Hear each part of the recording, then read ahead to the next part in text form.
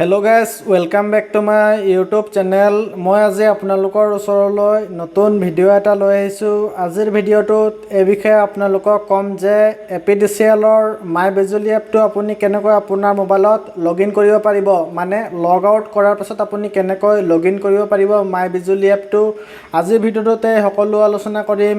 ভিডিওটো প্ৰথমৰ পৰা শেষলৈকে চাব আৰু মোৰ চেনেলটোত প্ৰথমবাৰলৈ আহিছে যদি চেনেলটো সাবস্ক্ৰাইব কৰি কাষত থকা বেল আইকনটো প্ৰেছ কৰি অল কৰি দিব। আহিবলগীয়া ভিডিওৰ নটিফিকেশন সকলোতকৈ আগত আপুনি আপোনাৰ মোবাইলত পাই থাকিবলৈ তেন্তে বলক ভিডিওটো আৰম্ভ কৰোঁ।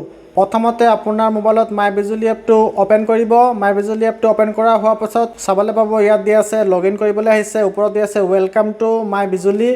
তাৰ তলত ইয়াত আপোনাৰ মোবাইল নাম্বাৰটো আপুনি এন্টাৰ কৰিব। লগইন দিয়া আছে যে লগইন কৰিবলৈ আহিছে, ইয়াত আপোনাৰ মোবাইল নাম্বাৰটো আপুনি এন্টাৰ কৰিব আৰু আপুনি তলত লগইন দিয়া আছে লগইনত আপুনি ক্লিক কৰিব। মই মোবাইল নাম্বাৰটো এন্টাৰ কৰিলো। মোবাইল নাম্বাৰটো এন্টাৰ কৰাৰ পাছত এটা লগইনত ক্লিক কৰি দিম। লগইনত ক্লিক কৰাৰ পাছত আপোনাৰ ৰেজিষ্টাৰ মোবাইল নাম্বাৰত OTP আহিব।